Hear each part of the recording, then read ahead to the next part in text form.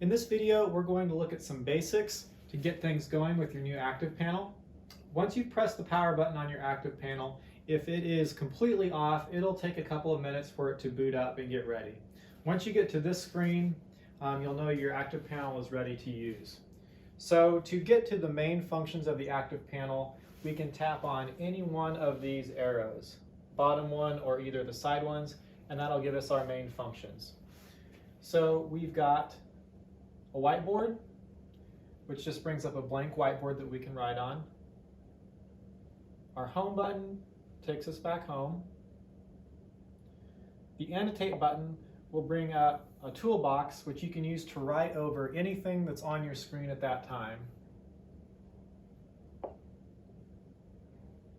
And then you've also got your locker, which will bring up another page with more apps on it. So there's some other things that we can look at in here. One of the most useful things in our locker is the Chromium web browser. This will bring up just a basic web browser that we can use to load up web pages. Additionally, in our locker, if we scroll to the second page here, we've got the Play Store. Once you click on the Play Store, you can sign in with your school Google address, and you can download apps to your board just like you would download them to a phone or a tablet. So let's go back home here. That Play Store might be in the first page of your apps depending on which board you have. So those are the basic functions that are built into the board, but I know a lot of you will be using this panel with your computer.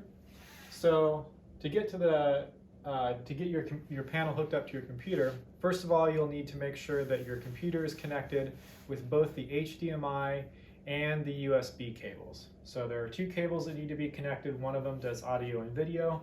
The USB cable does the touch panel. If your computer is connected with both cables correctly, we can press the source button down here. It's the furthest right button on the panel.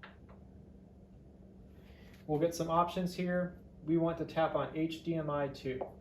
That will connect us to our computer. So at that point, your computer screen should be up here, and you should be able to use the touch functions of the board just like you would if you were controlling your computer. If you want to go back to the built-in computer and the board, we can press our source button again, and then tap on the home button.